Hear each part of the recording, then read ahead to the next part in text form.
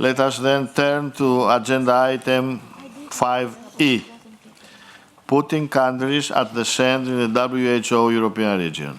The relevant documents are contained in EU/RC69/12 Rev 2 and EU/RC69/INFDOC/9. Over the past years, the WHO Regional Office for Europe has gradually strengthened the delivery of country-specific work in the WHO European region. This committee has requested last year to have a discussion on the main changes and the added value that these changes have brought, but also on the challenges and opportunities encountered by WHO in its work at country level. After 4 successful visits of the European governing body members to country offices in 2017 and early 2018, Georgia, Slovenia, Russian Federation and Turkey. Additional 2 visits took place to Greece, December 18, and to Kyrgyzstan, June 19. To provide more information, to other country office presentations took place on the side of global governing body meetings, during which the WHO representatives of Romania and Turkmenistan presented their work at the country level, with one more presentation on the cooperation of the regional office with the South-Eastern Europe Health Network to demonstrate the work in a multi-country format. Working closely with, for, and in countries is not new for the regional office, but there have been several new initiatives to strengthen collaboration and country work. So this will be a very interesting debate. I would like to invite you now to watch a short video which will set the scene for our discussions. Can we have the video, please?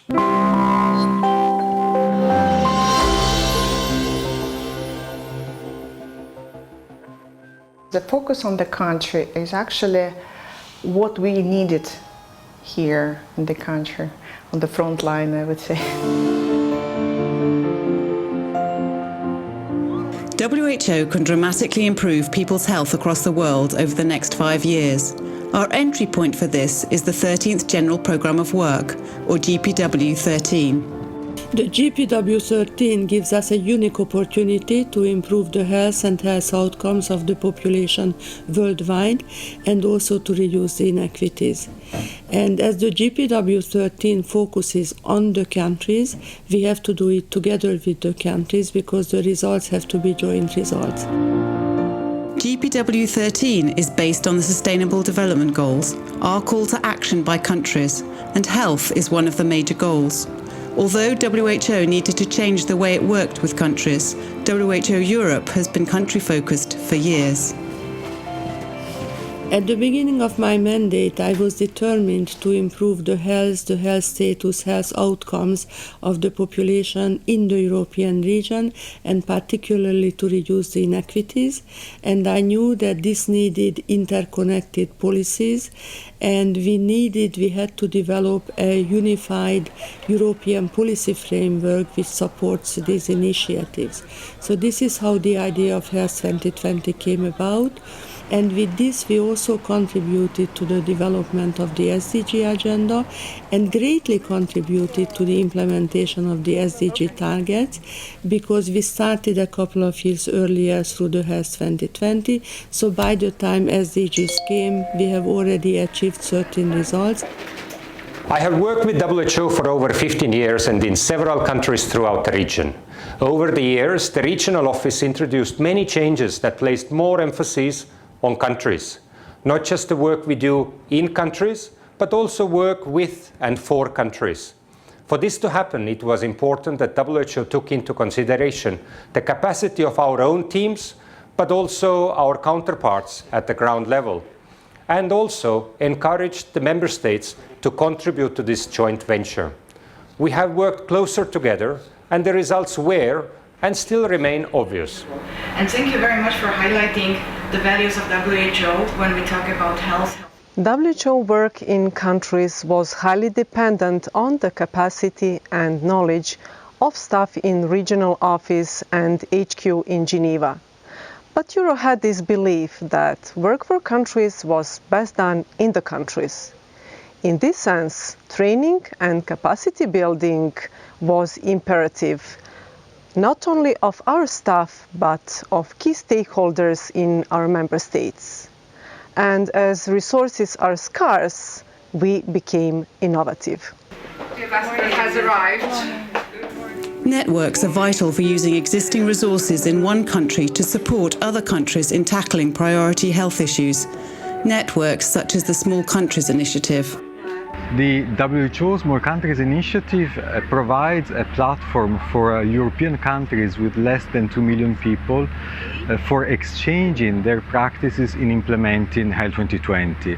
Now the mandate of the initiative is to support the 2030 agenda and more recently also to support the new WHO General Programme of Work. Why do we have such an initiative in Europe? Because small countries, due to their size, they can actually implement WHO policies at a much quicker pace than larger countries. And we can consider them as policy laboratories with solutions that are actually valid also for larger countries. I've spoken with the secretary and it is all confirmed. All heads of WHO offices are trained in management, policy formation, governance, and in facilitating technical support. Since 2011, technical staff in country offices, as well as administrative and support staff, now receive training to bolster their skills in delivering WHO's work in countries. My name is Bella and I've been working in WHO as a program assistant and I'm supporting the health systems programs. For me, working in the country office means, and the whole focus to the country offices means that here we can see from the first hand the situation, what is going in the country, the needs of the country, the strengths and the weaknesses as well. We were developed like a team, but basically we went even to kind of higher level, so we call ourselves like a big family. Anything good happening in our personal lives, we also share with colleagues, so it is really a nice place to work. Health 2020 was originally designed to overcome barriers and promote working together for health.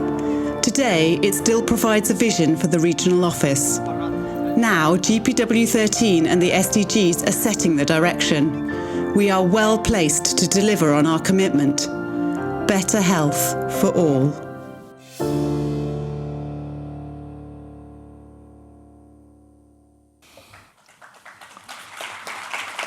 Thank you. And I now like to invite Dr. Lucian Licari, Director Country Support and Corporate Communication, to introduce the topic. Lucian, you have the floor. Thank you, Mr. President. Good morning, everyone, and welcome to the session on putting countries at the center. As you have heard many times this week, and also in the video just now, that we have been doing this work from day one. From the very beginning, Susanna Jakob, our regional director, was very keen that we would work with, in, and for the member states. And clearly, this was clearly set out in one of her 7 strategic priorities for action, which required us to further strengthen collaboration with the member states. And over the years, you have followed us and seen us doing exactly that. What was more important for us, however, in the regional office and at the country level, was that we wanted to be more relevant and more accessible to our 53 member states. From day one, we knew we couldn't do this alone. We did not have the resources, we did not have the capacity. So we recognized that it was important to take advantage of what there was out there with your own research institutions, with your own knowledge and human resources, and to work with the sister UN agencies and other partners that existed within your countries. Driven by Health 2020, the European policy for health and well-being, we started to work from the regional level on an inter-country mode, working across divisions and across the different levels of the organization to ensure that we would not only provide an inter-country mode of delivery to our work, but a more country-specific mode to our work. And we did this also by working at the ministerial level, inviting new ministers to come and meet with our technical directors and to discuss their needs and priorities. We worked at the sub-regional level with the multi-country networks, as you just heard in the video. And we also worked very closely with you at the national level through the tools such as our BCAs, country cooperation strategies, and now the country support plans, which were, of course, what framed the work that we did with you in various modes. But as you also heard in the video, the staff was a very precious asset for us. So we focused very much on training and developing our staff. At the regional level, we focused on ensuring that they would be very closely linked to the country level staff on a daily basis, so that there would be closer coordination, the right information flow, and of course the right planning and delivery. And we also made sure that where we had no country offices, we would, through your national counterparts, be able to do the same, to keep that channel open to ensure that we could deliver and discuss and provide the information that was required. So the final thing that we thought was necessary was to invite you in. We felt that the best way that you could see what we did and how we did it, to see the challenges and the opportunities that we face at the country level, was to invite you to come along with us. And as you heard from the President, we organized a number of visits for governing bodies to join us into various countries in different modes of delivery, so that you could see exactly how we work at the country level. So for the sake of time, I'm going to stop there, and I'm going to leave now the further discussion on the document that backs up this session to a number of panelists. And if you allow me, I would like to invite the panelists up to the floor. So please can I ask Ms. Katarzyna Rutowska, who is Acting Director and Deputy Director of the Department of International Cooperation of the Ministry of Health of Poland, to come up. She has more than 11 years of working with the Ministry of Health in various positions of increasing responsibility and ample experience in working in country cooperation at the national and international level. Ms. Rutkowska is currently a member of the Standing Committee for Regional Committee. Can I invite Dr. Hanna Pava, who is also a member of Standing Committee since 2017. She's the Deputy Director of the National Healthcare Service Center in Hungary, and her portfolio currently focuses on human resources for health, which she is currently leading on innovative schemes to address the issue of aging health workforce and attracting talent among new generations for becoming health workers. I'd like to invite Mr. Ozonia Ogelo, who is the United Nations Resident Coordinator in Kyrgyzstan, who has served as Heads of Operations and Officer in charge of Sierra Leone Truth and Reconciliation Commission in 2002 to 2004. He was also Senior Governance Advisor to the UN Resident Coordinator and Head of the Governance Program of UNDP Ghana, followed by the position of Senior Peace and Development Advisor to the UN Resident and Humanitarian Coordinator in Kenya. He was also a coordinator for conflict prevention and recovery in UNDP's Bureau of Crisis Prevention and Recovery in New York. He is now appointed as the UN Resident Coordinator in Kyrgyzstan. Can I also invite Dr. Batir Berdeklichev, who is currently the WHO representative and head of office in Belarus. He joined WHO in 1995 as a WHO liaison officer in Turkmenistan, moved to the regional office to the Division of Country Support, and remained in the regional office as a strategic desk officer in the Strategic Relations with Countries unit in 2010. But in that period of time, he took temporary assignments as head of office in Ukraine and Albania. Since 2016, Dr. Berdelichikev has been WHO representative and head of country office in Belarus. Ms. Einaf Shimron is the Deputy Director General of Information and International Relations in the Ministry of Health of Israel, where her responsibilities include the Ministry of Foreign Relations, which ensures contact with all the international organizations and ministries of the health worldwide. Ms. Shimron has also served as a spokesperson and Director of Public Relations in the Ministry of Health. And Dr. Vesna Kirsten Petric, who is the head of the Division for Health Promotion and Prevention of NCDs in the Ministry of Health of Slovenia. She is also a member of the Standing Committee of Regional Committee. She's co-chair of the WHO World's Network of National Partners for the implementation of the Global Alcohol Abuse Strategy, a member of the Steering Committee of the European Observatory on Health Systems and Policies, and a member of the board of the EU Monitoring Centre for Drugs and Drug Addiction.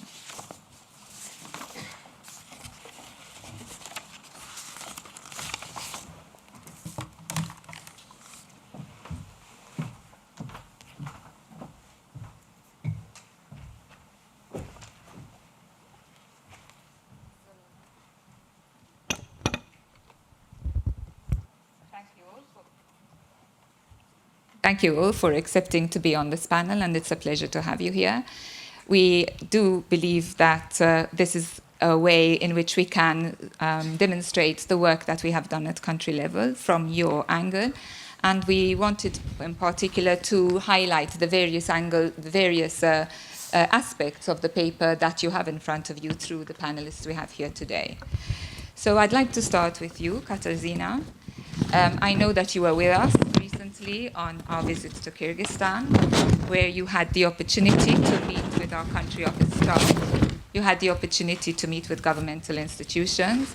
It would be really nice if you could please share your impressions about your visit and what you saw there, the achievements of the Ministry of Health, and perhaps also how WHO has added value and impetus to the work of all the stakeholders at the country level.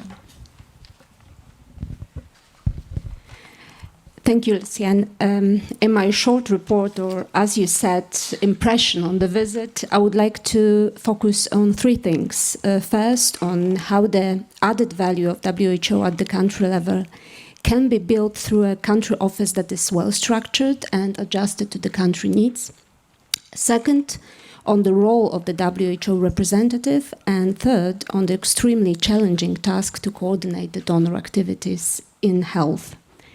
Let me start with the country office, its structure in particular. Country office in Kyrgyzstan employs around 20 people. The majority of them are national professional officers. When we look at the numbers, and that's my counting based on the information we received, the number of WHO country office employees accounts to about 15 to 20% of the staff employed at the Ministry of Health. The WHO country office team thus has both the real potential to provide significant support for the Kyrgyz Ministry of Health, but it is also well adjusted to the country needs, not only in terms of the number of experts employed, but also bearing in mind their profile. Medical background with additional expertise in, for example, management or pharmacoeconomics. The majority of employees are also fluent in Russian, which is of importance as it allows for an undisturbed, smooth and effective everyday work with their colleagues at the ministry. The second thing I wanted to touch upon is the importance of the WHO representative. It is crucial for the WR to know the local circumstances and have the ability to navigate through the system and provide leadership not only for the country office team, but also for other agencies involved in health activities that are present in a given country. The WHO country office in Kyrgyzstan is led by a senior WR with a vast experience in other duty stations, and that experience is put to a very good use in Bishkek. What I found extremely positive was the ability of the WR in Kyrgyzstan to build upon the accomplishments of her predecessors, which gives the sense of continuity and, in my view, is one of the traits of a true leader. The third and the last thing I wanted to talk about is the challenge of coordination. Bearing in mind the number of development actors present in Kyrgyzstan, And these are the UN agencies, national development agencies, and NGOs. The task to coordinate health activities of all of them is extremely difficult. I was very much impressed by how this coordination works in Kyrgyzstan. We had the opportunity to participate in one of the regular coordination meetings led by WHO, engaging the majority of the donors active in health. We also had the opportunity to meet with the UN agencies, representatives, and several of the national donor entities present in Kyrgyzstan. What struck me in a positive way was the spirit of dialogue and partnership that is governing this cooperation in Kyrgyzstan. And to sum up, there has been substantial progress in public health in Kyrgyzstan, just to mention the introduction of the universal health insurance in 1996 and subsequent broadening of its scope, or the achievement of MDG 4 in 2015. These and many other targets were achieved thanks to engagement of all levels of government, including the Prime Minister's office and President's office, which, with the support of the WHO country office, are pushing pro-health solutions through. And in my opinion, the key to successful country presence is adjustment to local circumstances, in particular bearing in mind the actual technical assistance needed and the ability to absorb the assistance provided. And that should be the basis for developing any country work framework. Thank you. Thank you, Katarzyna. And I'd like to link to what you are actually saying at the moment about the importance of coordination. And I know you, Dr. Pava, had the opportunity also to come along with us to visit a country where, despite our very unique way of delivering technical assistance in the WHO European region, you had the opportunity to see one of our countries in operational mode. Would you like to expand on that? Thank you, Lucienne. Yes, we visited the Turkish country office last spring, and we visited not only the country office in the capital, but the field office, which is in Gaziantep. Gaziantep is a city very close to the Turkish-Syrian border, and this office was opened a few years ago as a response to the serious humanitarian situation in Syria. And as you mentioned, Lucienne, this office is in a so-called operational mood. Just to describe the context a little bit, in Syria there has been a civil war going on since 2011. Too many people died or heavily injured. And there are approximately 6 million people who had to leave their homes, but they are still in Syria.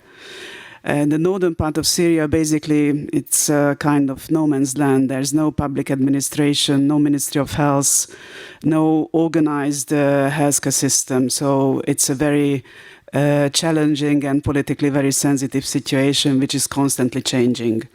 So these are the circumstances, and this field office has to operate under this framework.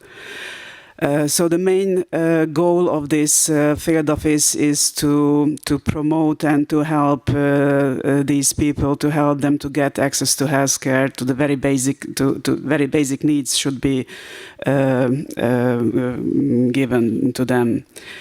The main tasks are the leadership and information gathering and coordination.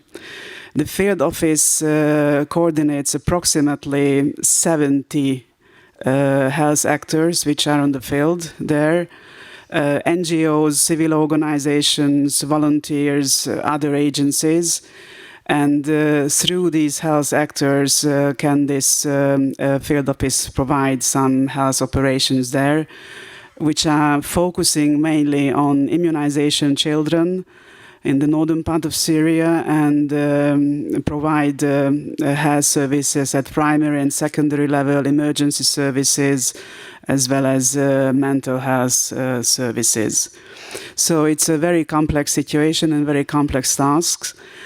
And it's very clear that a strong commitment is needed from the staff, but from the three levels of the WHO as well to carry out these activities, and we saw this. And it's also obvious that clear coordination mechanisms are there among the three levels of the organization.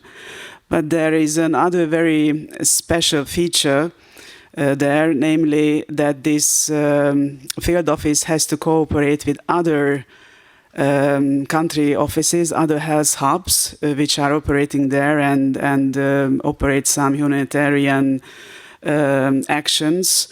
And these offices are in Amman, in Damascus, in Iraq, so they belong to other regions of the WHO. And it's quite unique that a country office cooperates with another or other country office or offices which belong to another region. We met the representatives of several NGOs, civil organizations, as well as a UN agency which is operating humanitarian actions there. And it was a common voice that that is the WHO, which is the leading agency there.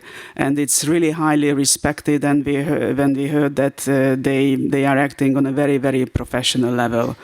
So there was a common appreciation from them towards the WHO.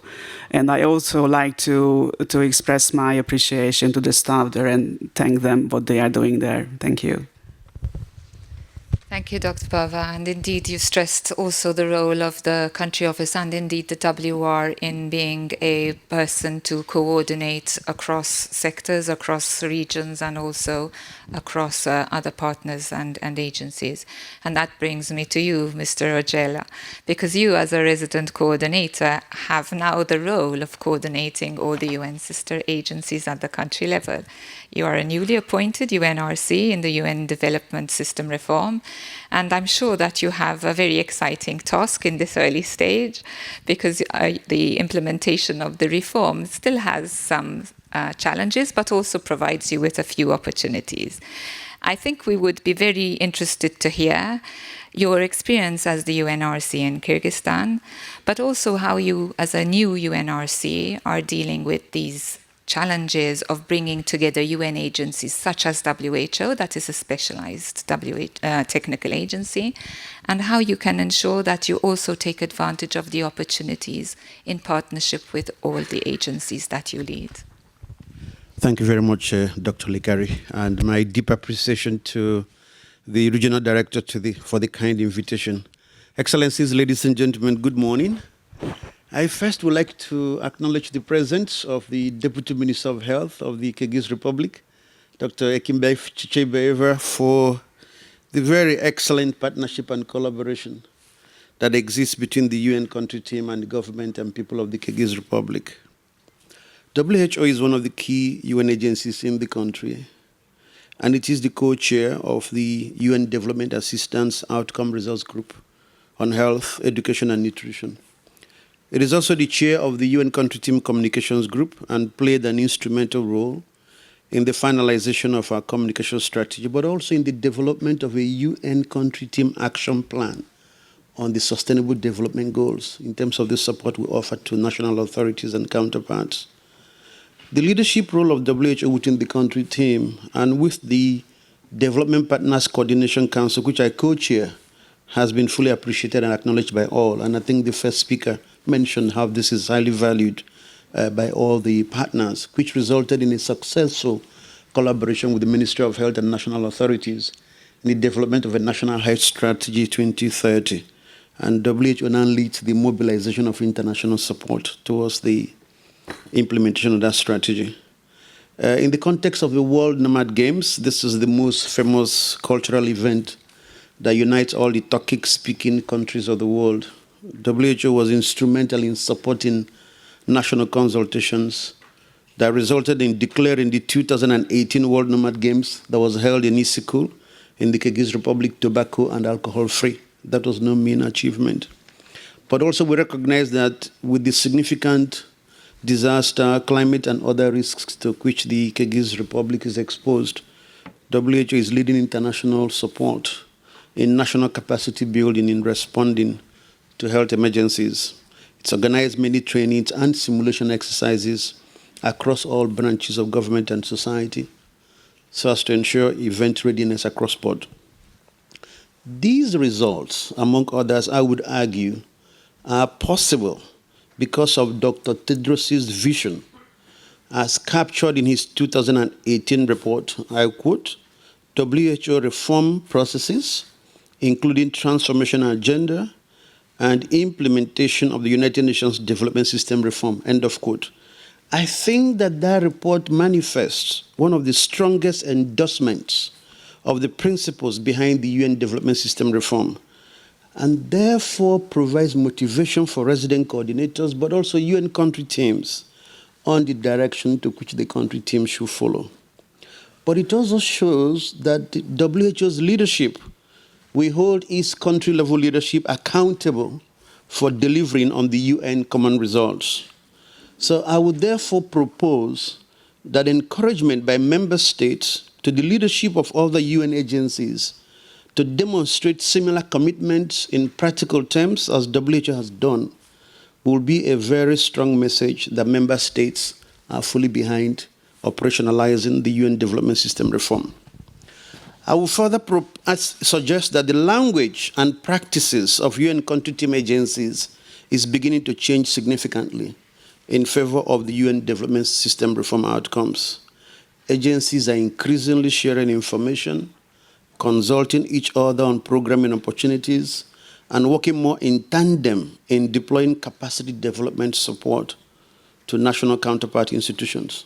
I'd like to provide an example that just 2 weeks ago, through my office, the UN country team co-organized a first ever joint retreat with all the senior advisors in the office of the president. And we shared ideas and provided comparative experiences as one UN and not as individual agencies, as solutions to some of the key development challenges that the country is facing. And now the office of the president has since come back to us with an integrated plan of action on a whole of government approach to these issues. And we will then be mobilizing a whole of UN support architecture to support national partners in implementing their plan of action. I want to suggest to member states present that the reform of the UN development system at the country level is irreversible.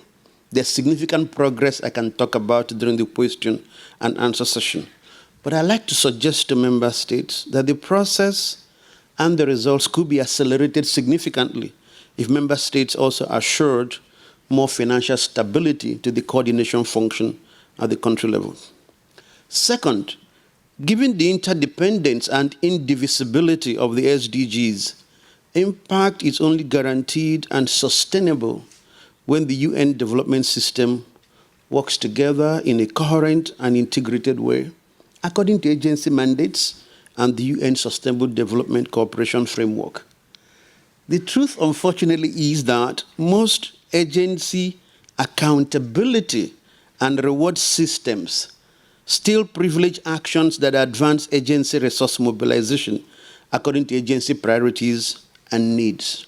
So the question for all of us and for member states is, are we able to find the right balance between the tension for common results and agency-specific needs and accountabilities?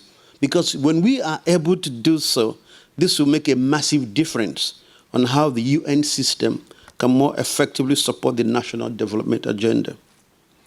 Third, the structural reconfiguration of the UN development system is unfolding successfully at the country level, I would argue.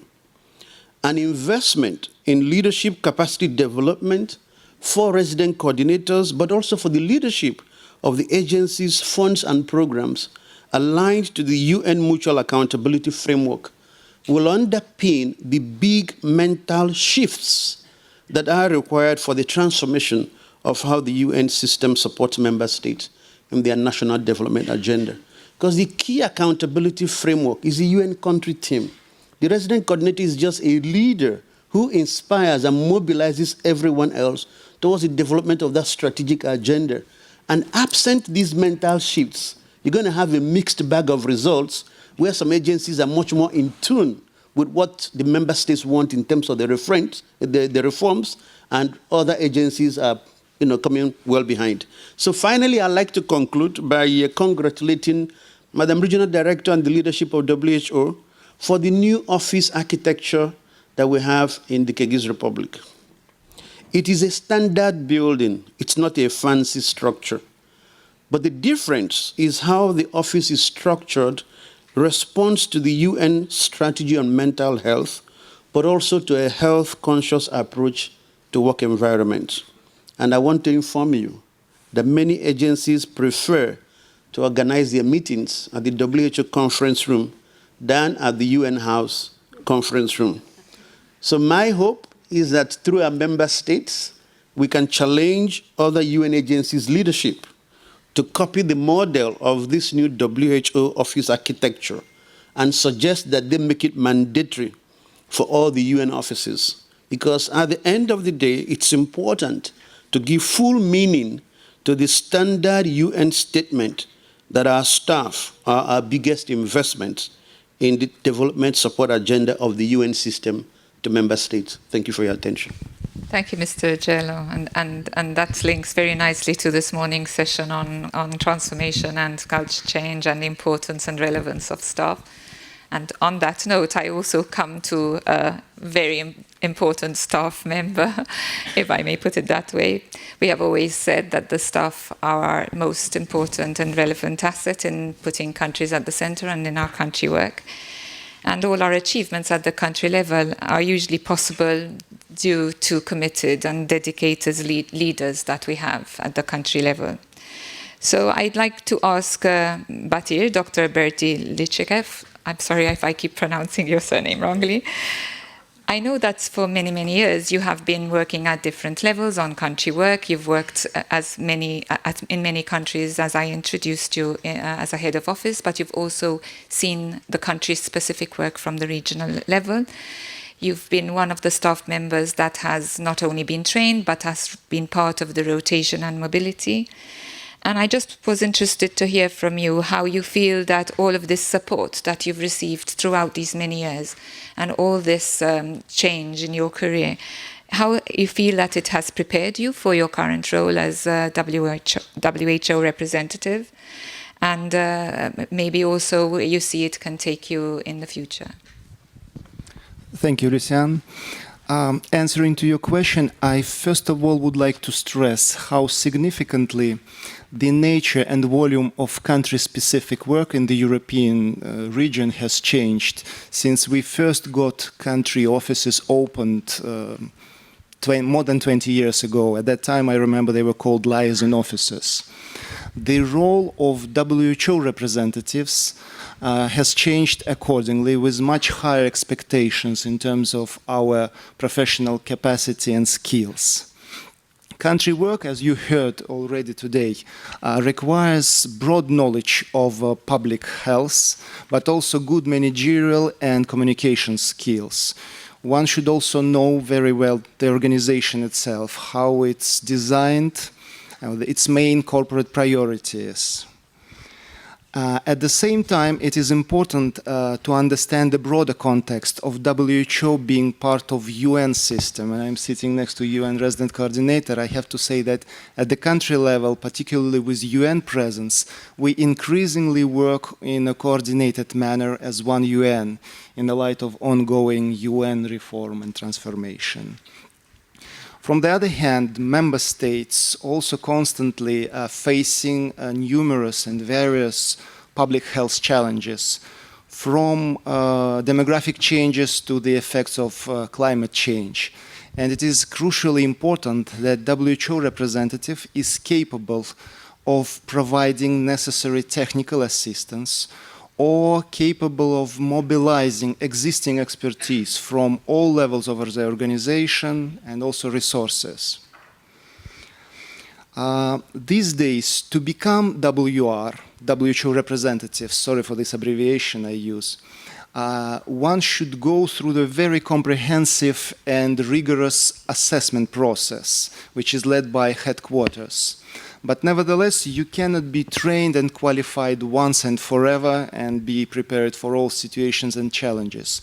So to address adequately all the challenges of country work, you need constantly to learn constantly and upgrade your knowledge. And for that, you need a system. I believe that in the European office, we managed to a certain extent put in place such a system, and I would like to emphasize main elements of this system of continuous learning, I would say. First of all, every newly recruited WHO representatives goes through the global induction course, comprehensive induction course, which is led by headquarters. In the European region, we also have a region-specific induction course, more tailored to the region-specific context. On a monthly basis, regularly, we have teleconferences of all WRs with the Euro office, where we get comprehensive briefing and update on various aspects, administrative, managerial, technical. Representatives of other divisions and technical programs are invited to those conferences to give us update. Twice a year, WHO representatives gather together for an in-depth discussion. We call it WHO retreat.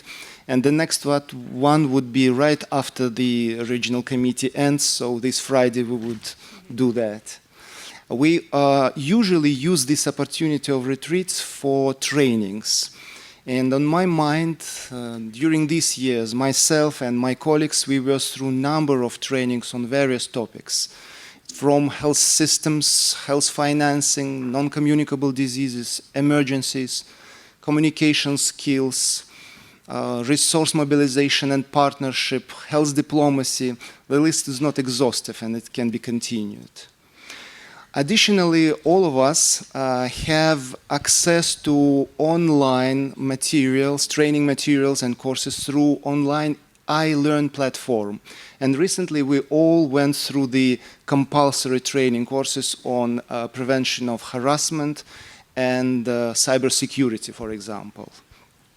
Also worth noting that WHO representatives has opportunity to attend selected conferences and technical meetings, which is also a great learning opportunity. On top of that, I would like to bring to your attention another very effective mechanism of staff capacity building, which Lucian mentioned. It's a staff rotation and mobility. So rotation between country offices within the region and globally, and also mobility, meaning moving from country level to the regional office to HQ and other way around. From my own experience working at the country level for several years, then moving to the regional office and working here in different capacities, and now I am back to the country work as WR Belarus, I would say that it is extremely healthy and useful exercise, which helps to deepen your knowledge and understanding of the organization and the whole region. And that helps to enhance qualification and capacity of WHO staff. Concluding, I probably would say that we really much appreciate in country offices this opportunity of continuous learning. This is really a must, because we are posted outside of Copenhagen, don't have opportunity to regularly, on a daily basis, to communicate with colleagues. At the same time, we are part of the whole WHO. And the better we trained and informed, the better we can do our job and serve member states. Thank you, Batir. And of course, till now, this morning, we have been talking about the work at country level through country offices. But as I said before, and as you have read in the document, we also want all the 53 member states to be relevant and for us to be relevant to them. So we also work with countries without country offices. And over the past years, on the direction of the Standing Committee for Regional Committee, we have set up a system, a network of national counterparts with whom we liaise on a very regular basis, because they are the main entry point for all our correspondence, all our work, etc. And they have a direct link with the strategic desk officers in the unit, which is in Regional Director's Office, called Strategic Relations with Countries. And it has proven to be a very useful liaison point, because we can not only share information, but we can also be in direct contact with the member states without country offices. So I'd really like to invite Einaf Shimron, Ms. Shimron, who is the national counterpart of Israel and who over the past years has helped us to be in close technical cooperation with your country. Perhaps you'd like to explain your role and the benefits that it has had for your country, and how you can see that this will continue to be beneficial to you as a high-income country without a country office as present in the future. Thank you.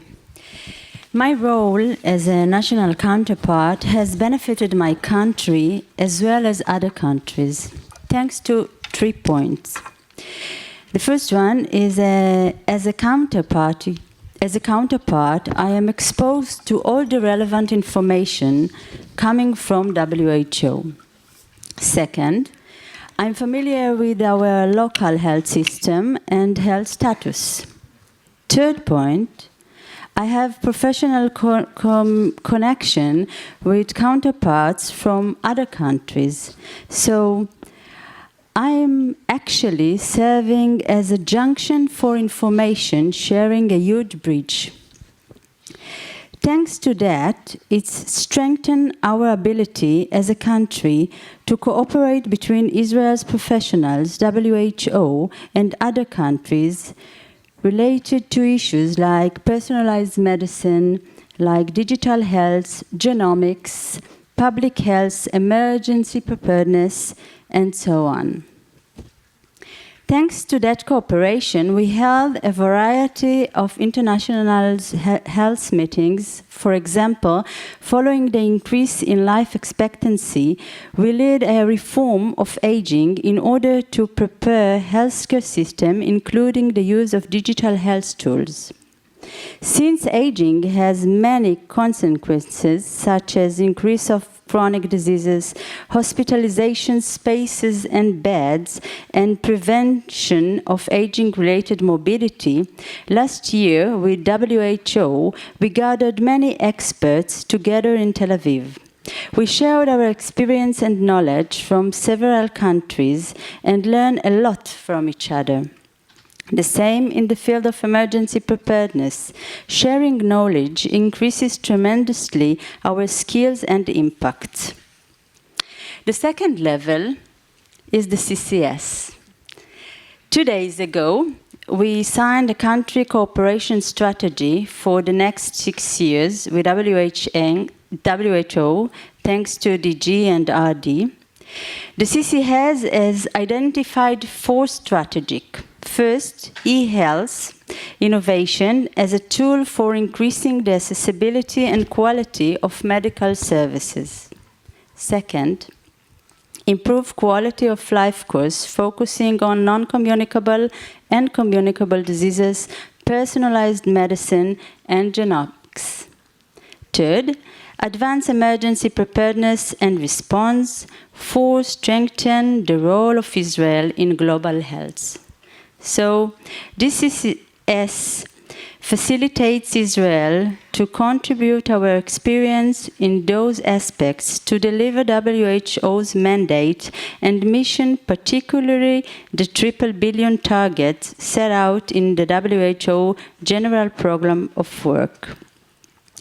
Guided by that strategy, the Ministry of Health and WHO remains committed to improving the health of Israelis as part of our global mission to promote health, keep the world safe. And the third level. The third level is having country office in Israel. There were people who asked me, why Israel? You are a high-income country, so why do you need a country office? Yes, we are. And we even considered ourselves as a startup nation.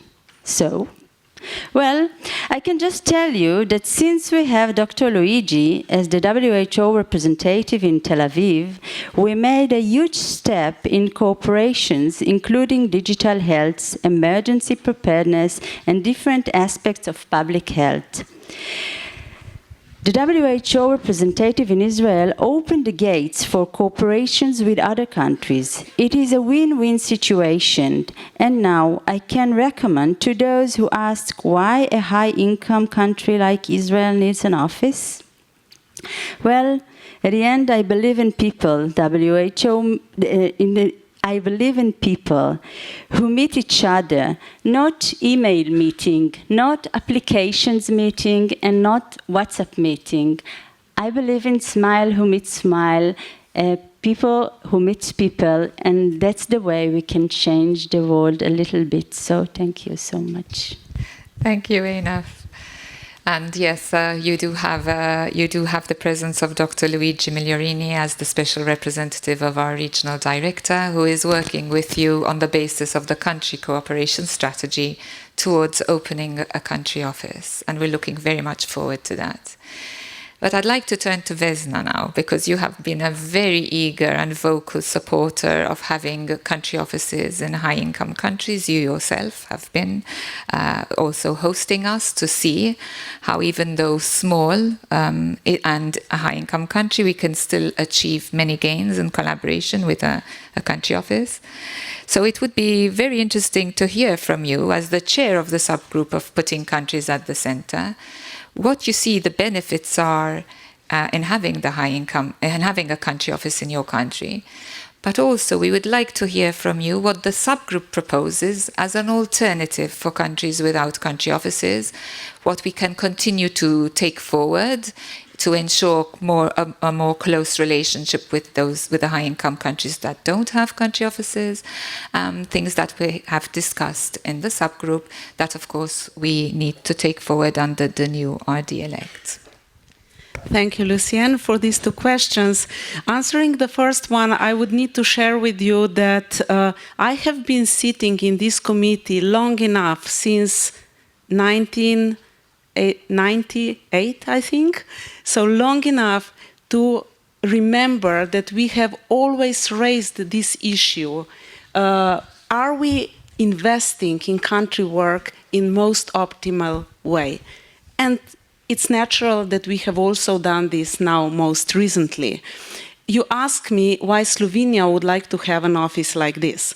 And I will tell you that in 2004, we have closed several offices because we had reductions in the government. And one of the offices, also the UNICEF office was closed, but also the WHO office was closed. And this was the governmental office. But because we had this governmental office since 90s, we understood that this was a big loss. So we said what to do next, and we turned to WHO and we said, listen, for a good cooperation, we need something here. So can you come down here and have an office in Slovenia as well? And since then, I think we really had an exemplary collaboration from both sides, I hope. But you're always telling me that this is so I think I can say from both sides.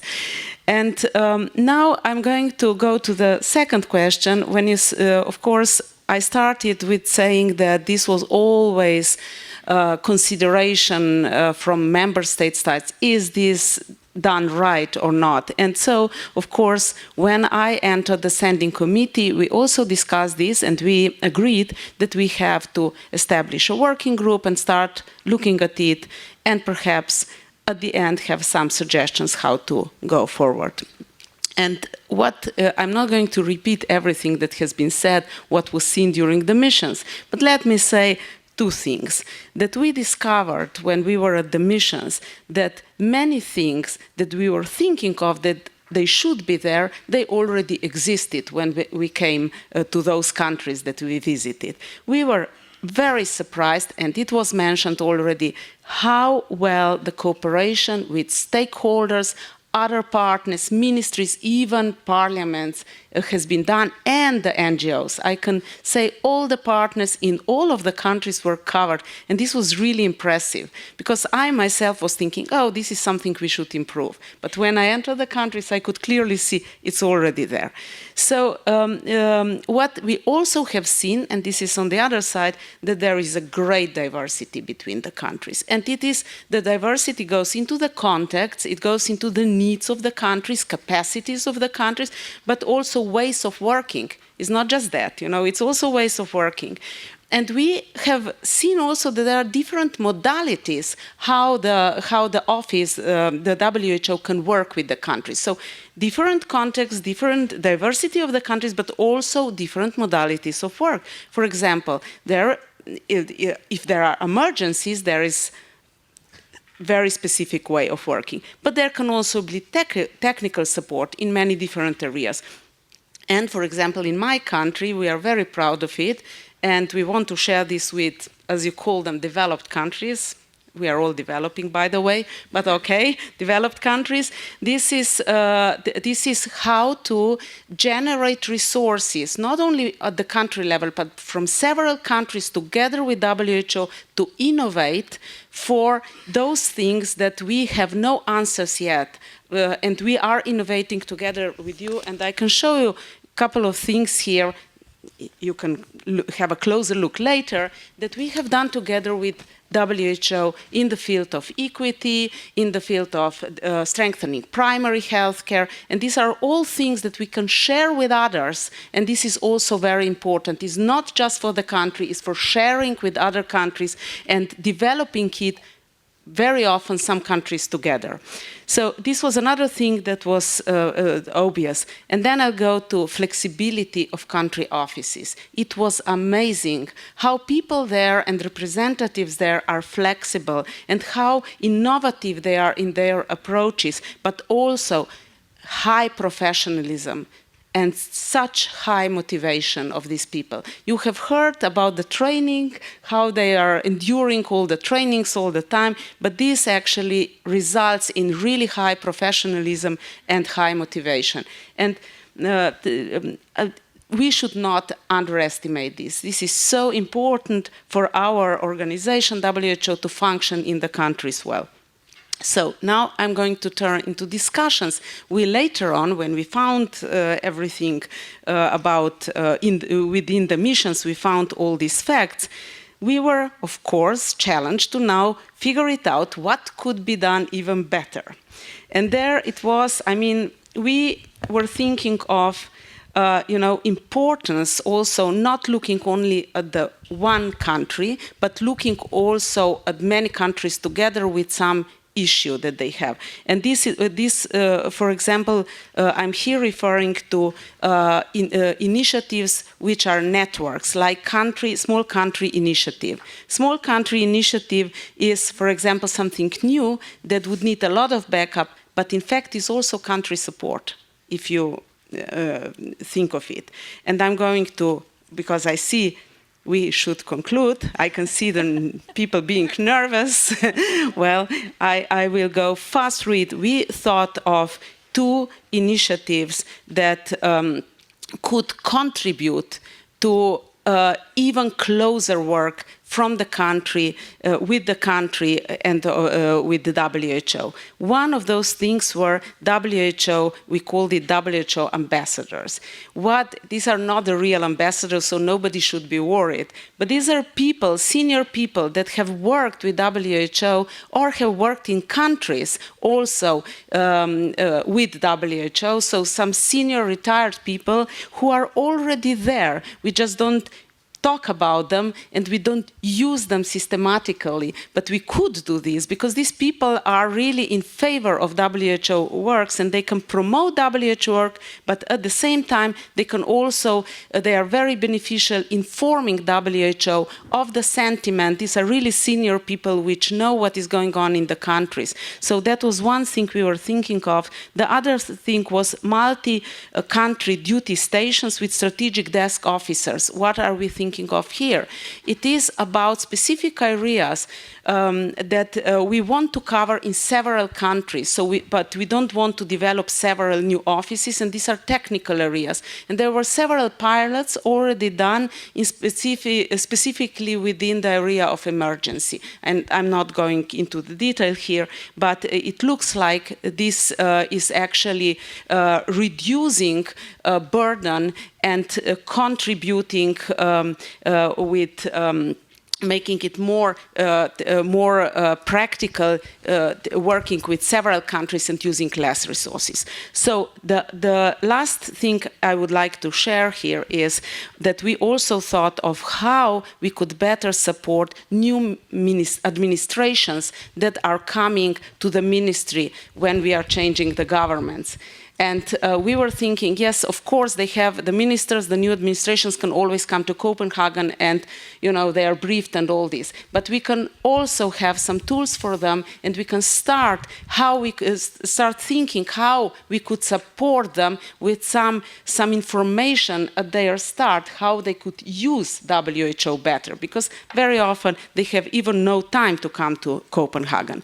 And I will finish by saying that I was amazed how well the country offices were performing, but I was also amazed about how well the support to country offices within the regional office is working, and the desk officers here, and I have to praise Lucian Licari for this. I was I had a big question at the beginning, but I could clearly see that they are doing a great work. Thank you very much. Thank you very much, Vesna. Thank you very much to all the panelists for all their interventions, and unfortunately we've run out of time, so I will pass back to the head table. Thank you very much for your active participation in this panel. Thank you. Thank you very much. It was really interesting, but we are really running out of time, and we have to be strict from now on. And I hope you permit us and you forgive us. So, let me now open the floor for discussion on the document. I ask delegates wishing to speak to raise their nameplates. Please. I see Bulgaria and then Czech Republic. Dear Madam RD, Honorable Chair, distinguished delegates, Bulgaria aligns itself with the report and it strongly supports the vision developed in the document. Our country has a long history of WHO representation on site, starting in the early 90s. It has had a significant impact on the collaboration between our health sector and the WHO. It has tremendously boosted health outcomes by policy-making advice, expert guidance in the program areas of cooperation, and technical support on various health issues. Since 2006, we have been working by biennial collaborative agreements and have developed a strong and efficient network of NFP in the 5 main categories and respectively 12 program areas of cooperation, led by a national counterpart as a liaison with the country and the regional office. They collaborate in perfect symbiosis with the WHO representation in the country. And the Ministry of Health would like to commend the team of WHO office in Bulgaria for its continuous competent and timely support on both everyday and hot health issues, such as reforming the health financing model, introducing ICF in the national context, strengthening the NCD response of the health system, to name a few. At present, the WHO team and the NC and NFPs have already developed the new BCA 2020-2021 under the new format of GPW 13 framework and reflecting the national priorities we have. We are proceeding towards signing the new agreement and expecting even more efficient and resultative collaboration with the office. Thank you. Thank you very much. Czech Republic, please, followed by Switzerland. Chair, Regional Director, distinguished delegates. Let me address you on behalf of the Visegrad countries, namely the Czech Republic, Hungary, Poland and Slovakia. It means that my intervention may be a bit longer than the 3 minutes. We appreciate the report putting countries at the center in the WHO European region, and we find it to be comprehensive and informative. However, we would like to ask to consult such documents with interested parties before they are officially published on the WHO websites. It will give us opportunity to include more detailed information and avoid inaccuracy. We believe that the cooperation of the V4 countries with the WHO can be beneficial to both sides. The WHO expertise on technical issues should be used more broadly in our region, and we are convinced that the participation of WHO experts in selected expert V4 meetings can bring added value and help to avoid duplications. This is the reason why the current Czech presidency incorporated the WHO perspective into several areas that will be discussed during our V4 consultations. As all the V4 countries are struggling with a lack of medical and nursing staff, we repeatedly discuss this issue at all levels, including the ministerial.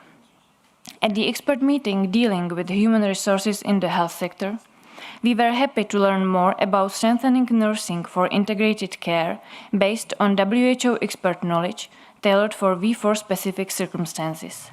What is more, an expert from Poland, one of the V4 countries, is a member of the WHO DG Expert Advisory Group for the second review of the relevance and effectiveness of the WHO Global Code of Practice on the international recruitment of health personnel. The 11th revised version of the International Classification of Diseases was approved by the World Health Assembly in May this year. The V4 countries often lack sufficient capacity, both institutional and personnel, to cover the full range of clinical classification issues. During our presidency, we intend to intensify cooperation of V4 and the WHO in the field of the WHO family of international classifications. Bearing in mind that up to 15% of deaths in the WHO European region are caused by diseases associated to the environment, the V4 region is committed to the implementation of the Ostrava Declaration. We plan to organize a joint meeting of the V4 health and environmental ministries, during which the identified good practices as well as problematic areas could be shared with the WHO. The meeting should also serve as a motivation to develop national portfolios of actions in the V4 region. Last but not least, as a side event of this joint meeting, the consultation of the WHO country offices in the V4 countries will take place. The main goal is to bring together representatives of the Ministries of Health responsible for daily communication with the WHO at the working level with the WRs and discuss some practical challenges of our mutual cooperation, such as the language barrier or lesser knowledge of the internal procedures in given countries. To conclude, we would very much welcome to have a regular overview of the WHO contribution to country work and of synergies at the sub-regional level. Chair, I would like to continue in the national capacity. The Czech Republic appreciates the preparation of this report and thanks for its presentation. We strongly support the interconnections among the strategy Health 2020, the 2030 Agenda, the GPW 13 and the UN Development Reform as presented in the report. Furthermore, we very much welcome the focus on needs of every individual country and the strengthening of the dialogue with countries. The National Counterpart Network is a very important tool for the communication with countries and should be maintained as rightly stated in the report. However, concerning the planned review of the criteria for the selections of national counterparts, we would like to make an appeal to revise the criteria carefully. The national counterpart should not only have the relevant experience with the WHO, but he or she should also be in the direct and daily contact with national experts, WHO representative, if there is one, and with the permanent missions to the WHO in Geneva and Copenhagen. Nomination at the highest possible level of authority, as mentioned in the report, should be properly considered because the network has to stay operational. Thank you for your attention. Thank you. Switzerland now, followed by Romania. Let me inform you that I have also Montenegro, United Kingdom, and Germany. If there are no more, I propose that we continue and finish before the lunch. So we delay a little bit the lunch. We have Russian Federation. Okay, if the list closed with Russian Federation, please go on.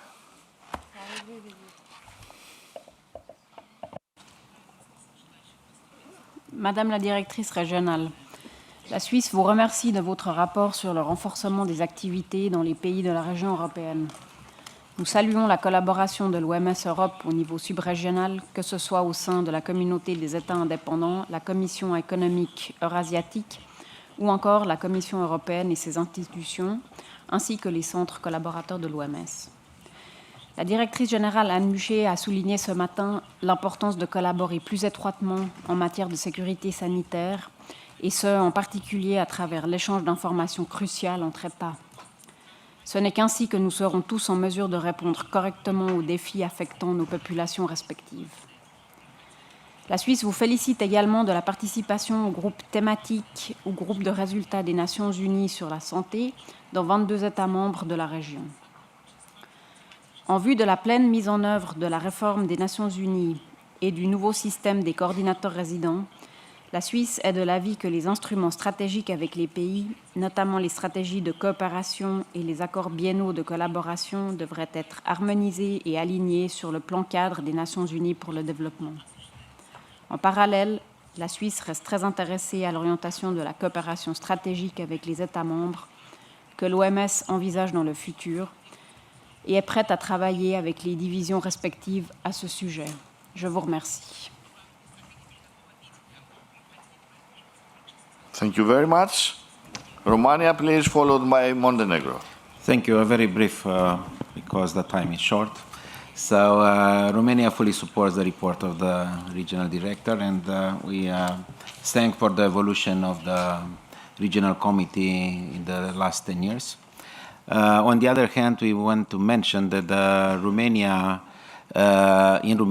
WHO office and through it, regional office and its experts are one of the principal partners in the main health project, and we thank for their support, professional support and timely support, because this is in many circumstances one of the most important things. Thank you once again, and thank you for the constant help of our country. Thank you. We thank you very much, Romania. Montenegro, please, followed by United Kingdom. Okay, thank you. Your Excellencies, Mr. Chair, Madam Regional Director, Honorable Ministers, ladies and gentlemen, I am addressing you on behalf of 9 member states of Southeastern Europe Health Network, who have associated themselves with this statement: Albania, Bulgaria, Bosnia and Herzegovina, State of Israel, Republic of Moldova, Montenegro, Republic of North Macedonia, Romania, and Republic of Serbia. Network is a multi-governmental regional collaboration on health and well-being, functioning for already 18 years. Over the years, WHO Regional Office, as one of the founding partners, has provided political, managerial, and technical support of the network. Progress achieved has been possible due to direct involvement of the Regional Director, Dr. Jakob, to whom we express gratitude for supporting strategic partnership for health and creating improved policy coherence aimed towards accomplishment of the Health 2020 and the SDGs 2030. At the same time, we would like to appreciate Dr. Lucian Licari, special representative to the network, personal involvement, dedication, and daily commitment and support towards our regional partnership and common efforts to well-being of the southeastern region. Network benefited from excellent technical leadership, enabling a better cooperation and capitalizing on the political momentum to advance health and common issues along with the national policies. Nevertheless, there is a wide range of common challenges that still need comprehensive, consistent commitment and efforts to be addressed around the region, as the effects of globalization and civil unrest, climate change and the aging population, double burden of communicable and non-communicable disease.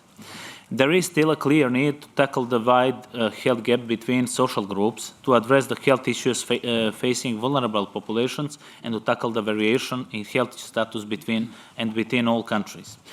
In this respect, Health 2020 acknowledges the interconnectedness of local, national, regional, and global health actors, actions, and challenges, and recommend a common outcome-focused, regional-wide approach to health. Chisinau Pledge, the latest network strategic document, mirrors the main priorities for action promoting all of government approach in providing access to patient-centered care and ensuring effective public health functions, but also in leading and building capacity in partnership with multiple sectors and stakeholders. There is still need in mapping, research and capacity building in the SCE sub-region in areas such as healthy diplomacy, cross-cutting and cross-border features of health, migration and emergency care. Another dimension that would need support and further building capacities of the SEHN Secretariat by acquiring a knowledge on how WHO policies are operational, practical know-how. Additionally, the participation in WHO governing body meetings would ensure direct involvement in crucial discussion on health policy, healthcare reforms and health security to better equip them for country work through direct participation at the trainings and e-learning options. Finally, network member states need support to align national policies with WHO strategies and plans to develop and initiate topic-specific technical assistance at the regional level and interest, and a forum for mutual learning for sharing innovative approaches. Thank you for your attention. Thank you, Montenegro. United Kingdom, please, followed by Germany, and by adding Malta, I consider the list closed. Thank you, Chair.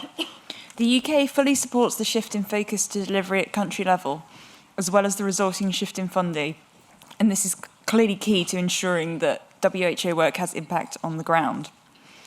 That shift does, however, make it increasingly vital that we have genuine opportunities to scrutinise the delivery of results and that we have the systems in place to support that delivery at country level. It's good to have the opportunity to review the report on WHO presence in countries, territories and areas that was requested in May 2016. And it's important that we find a way for governing bodies to have real oversight of this activity.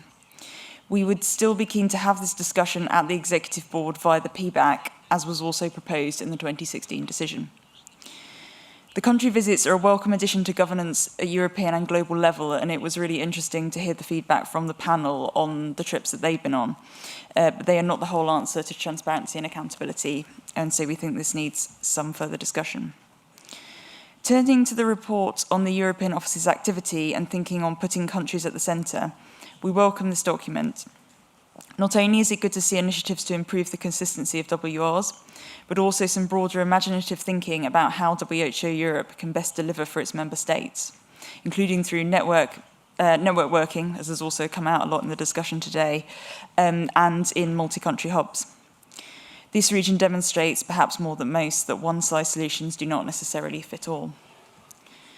Speaking as a member state without a country office, we're obviously interested in proposals on how the regional office will work with countries in that situation, and how we can do that in the most appropriate and mutually beneficial way for both WHO and member states. So we also look forward to further discussion on that. We're interested to learn about the work of the SCRC subgroup on putting countries at the centre, and we'd like to know more about plans to take this work forward. For example, will a regional country strategy be developed now that global transformation is well underway? And we, of course, appreciate that these are questions that the next regional director will be picking up as well. Thank you. Thank you, United Kingdom. Germany, please, followed by Russian Federation. Herzlichen Dank, Herr Vorsitzender. Als allererstes möchten wir dem Sekretariat für den Bericht danken und das Panel und hervorheben, dass wir es hervorragend finden, dass der Fokus auf die Arbeit der WHO in Länder gelegt wurde, schon seit etlichen Jahren. Wir begrüßen es sehr, dass die WRs hier sind, zu einem Großteil, und der Austausch zwischen den WRs und den Mitgliedstaaten so passieren kann. Es ist eine Realität, dass unsere Region am wenigsten Mittel für Länderbüros zur Verfügung hat. Das steht im klaren Widerspruch zu dem Umstand, dass wir die Region sind mit den zweitmeisten Länderbüros, 30 an der Zahl. Die Entfernung zwischen Kopenhagen und einzelnen Länderbüros ist so groß wie nirgendwo sonst in den Regionen. Und wir haben, das ist sozusagen eine Selbstverständlichkeit, 17 Zeitzonen in unserer Region, das gibt es auch nirgendwo sonst. Sprich, die Arbeit, die Verknüpfung zwischen den Länderbüros und Kopenhagen ist eine besondere Herausforderung in unserer Region und das wird, glaube ich, den finanziellen Ressourcen augenblicklich nicht gerecht. Deswegen ist es klar, dass Länderbüros gestärkt werden müssen. Unsere Länderbüros halten dem globalen Vergleich nicht stand, was die Mindestausstattung betrifft. Es ist richtig, Länderbüros zu stärken, auch um die erforderliche Unterstützungsrolle bei der Umsetzung von SDG 3 sicherzustellen, aber gleichzeitig auch, um Compliance, Accountability, Delegation of Authority angemessen in den Ländern zu gewährleisten. Aber die notwendige Stärkung der Länderbüros ist nicht kostenlos, so gut wir sie finden. Es bedarf nicht nur mehr finanzieller Mittel, sondern auch qualitativ besonderer Mittel. Und hier liegt das Problem. Ein Upgrading der National Professional Officers, das begrüßenswert ist, zu WRs, und die Besetzung von Posten mit Compliance und Finanzexpertise geht nur mit flexiblen Mitteln. Das heißt, das notwendige Upgrade der Länderbüros können wir uns nur leisten, wenn wir entweder mehr flexible Mittel aus Genf oder von neuen Gebern erhalten, oder aber, und das muss uns auch sehr, sehr bewusst sein, wir müssen die flexiblen Mittel aus bestehenden Programmen aus Kopenhagen nehmen, aus dem Regionalbüro. Das ist eine Konsequenz und das hätte theoretisch auch negative Implikationen für die Arbeit, die von Kopenhagen aus gewährleistet werden kann. Aus unserer Sicht muss diese neue finanzielle Herausforderung so bald wie möglich transparent in unserer Region besprochen werden, um nachhaltige Lösungswege aufzuzeigen. An dieser Debatte und an der Lösung müssen sich alle beteiligen. Danke.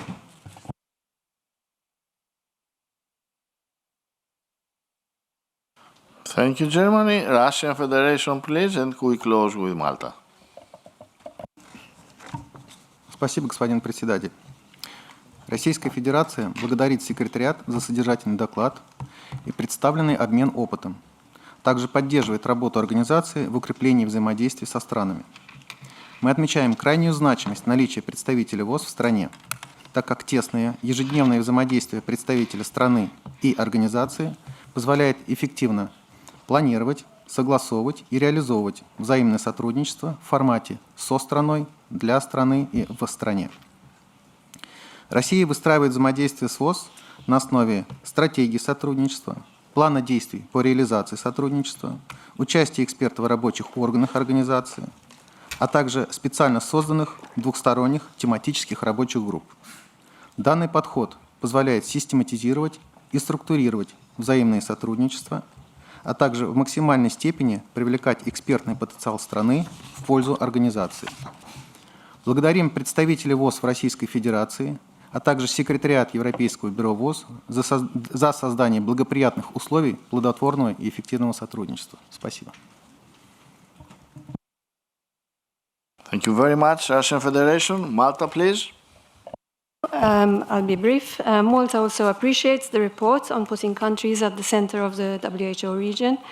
We are grateful and appreciative of the continuous close collaboration with the WHO Regional Country Office and for the technical support from the various units towards the implementation of Health 2020 at a national level, mainly through the technical assistance with the development of many of our national plans and strategies. We welcome the country office visit as a relatively new program, as it gave us much insight into the work at country level and the potential for future work and collaboration in countries without country presence. And once again, also as a national counterpart, I would like to thank the country support and also the officers who are really have always been readily available to assist us whenever and in a very relatively short time. So thank you very much. Thank you very much, and thank you very much all for your collaboration. And now, please, Lucian, please, as short as possible, but you have to give some answers. Thank you, Mr. President. First of all, I'd like to thank you all for your comments, for the support, especially hearing that a lot of you have supported the document and appreciated it, and that you are all appreciating the work that we continue to do at the country level. Of course, there is much more to be done so that we can ensure that we provide a more closer and strategic collaboration with all our 53 member states, and we hope that in the new biennium under the new RD elect, we can continue to build on this and find in a transparent manner constructive ways forward on how we can be closer and more agile with countries, especially those that don't have country offices. So we take the point that we need to have more discussion and in a more transparent manner. I also would like to appreciate the comment of Germany. Yes, indeed, we need to have this discussion on ensuring that we do have more resources to continue to strengthen our country offices. I know that the DDG RD has here been listening, and I'm sure that she will continue to support the regional office by taking this forward to the global level. And we also have regular meetings with the DG. We've had a meeting between the WRs and the DG while he was here. He has asked them to propose a number of solutions, and this actually came up with him, and he has committed to taking forward the need to strengthen the country offices with both human and financial resources on the basis of their very own commons. With regards to the way that we should share our documents, of course, the documents are developed with the Standing Committee. We open the documents for comments, and we wait for comments to ensure that we can integrate the comments of our member states. In this particular case, we had to do 2 revisions based on the comments from the Visegrad group that came in extremely late, but they were absolutely relevant. So thank you for sharing them with us. And indeed, we should find a mechanism of perhaps sharing the documents before we upload them, especially with regards to specific areas that do impact on the countries and that are politically relevant. I think that I have covered in general most of the comments, other than to thank, and that I have taken note of all the comments that have been made.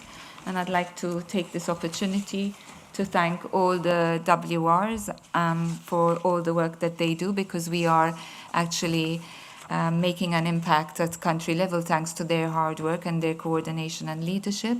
And yes, we will try our best to find ways of reporting and monitoring this as we go forward.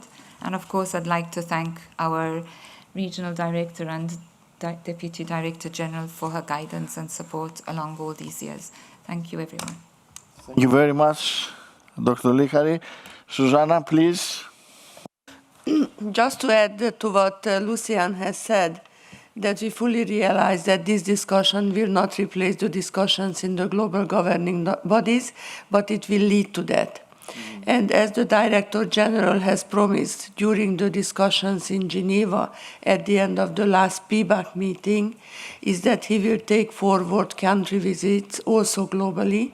And now we are organizing 2 country visits, one to Afro, one to EMRO, one to Côte d'Ivoire and one to Iraq before the Executive Board.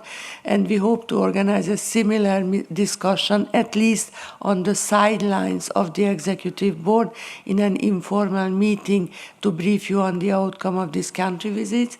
And as a next step, the governance, so-called governance, governing bodies unit, we write to the Executive Board members to invite you to join these country visits in Iraq and Côte d'Ivoire. So this discussion and this learning from the European country visits has led to this global development, and this is what you were after. And I think it's coming now. And with this, I simply want to thank to the panelists. It was a very good discussion, and to all the European members of the SCRC, EB, and also regional committee who joined us on country visits for their time and investment, and also for this very exciting discussion today. And I'd like to thank Luciane and her team who have been doing a great job here. And I'm sure they will continue to do a great job to support the country offices in the European region. And fully agree with what Germany has said. about the need for more flexible funding to invest into the country office capacities. Thank you.